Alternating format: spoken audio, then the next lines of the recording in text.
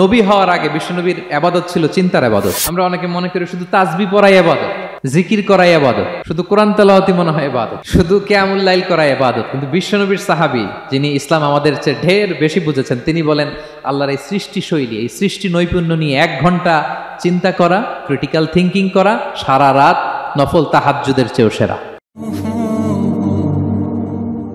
সূরা আলে ইমরানের 190 নম্বর আয়াতে আল্লাহ তাআলা বলেছেন, যারা আকাশ বাতাস পৃথিবী সৃষ্টি নিয়ে চিন্তা করে এবং সর্ব অবস্থায় আল্লাহ তাআলার জিকির করে, ওয়া ইয়াতাফাক্কারুনা ফি খালকিস সামাওয়াতি ওয়াল আরদ, এবং তারা তাফাক্কুর করে, ক্রিটিক্যাল থিঙ্কিং করে, এবং তারা বলে মা খালাকতা হাযা বাতিলা, হে আল্লাহ তুমি অনর্থক কিছু সৃষ্টি করো নাই।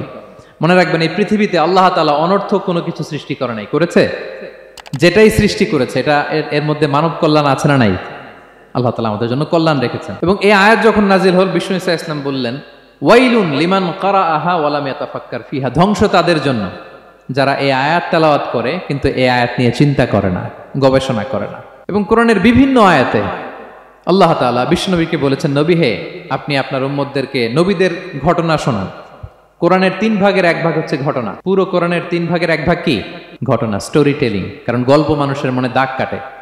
আল্লাহ তাআলা বলেছেন, ফাকসুসিল কসাসা লাআল্লাহুম ইয়াতাফাক্কারুন, নবী হে আপনি তাদেরকে কিচ্ছা শোনান, ঘটনা শোনান, নবীদের কাহিনী শোনান, লাআল্লাহুম ইয়াতাফাক্কারুন, যাতে করে তারা ক্রিটিক্যাল থিঙ্কিং করে। তারা লূত আলাইহিস সালামের কওমের ঘটনা যখন শুনে যে আল্লাহ তাআলা আপসাইড ডাউন করে দিয়েছিলেন, তারা যখন কওমে আদের ঘটনা শুনে, কওমে সামুদের ঘটনা শুনে, তারা যেন চিন্তাশীল হয়। এবং বিশ্বনবীর সাহাবী আবু দারদা রাদিয়াল্লাহু তাআলা আনহু, উনি বলতেন, তাফাক্কুরু সাআতিন খায়রুন মিন কিয়ামি লাইলা, 1 ঘন্টা কেউ যদি আল্লাহর সৃষ্টি নিয়ে চিন্তা করে, সেটা সারা রাত তাহাজ্জুদের সালাত অফার করার চেয়ে উত্তম।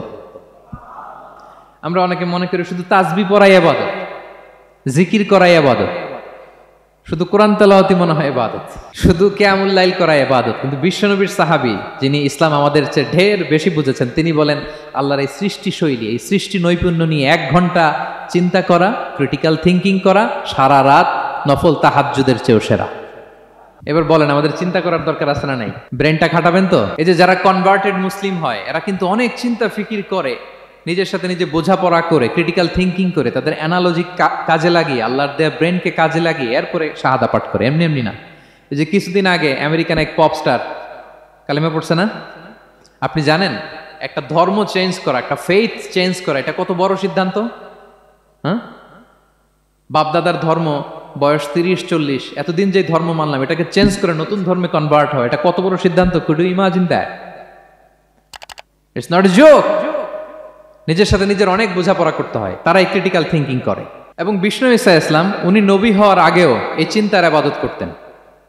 তিনি হেরা গুহায় চলে যেতেন, কাবা থেকে 6 কিলোমিটার উত্তরে, 634 মিটার উঁচু, যা বলে নূরের উপরে একটা কেইভ আছে, গুহা, এটার নাম হচ্ছে গারে হেরা।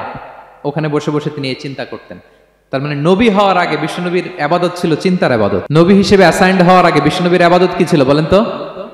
নামাজ পড়া, কোরআন তেলাওয়াত করা।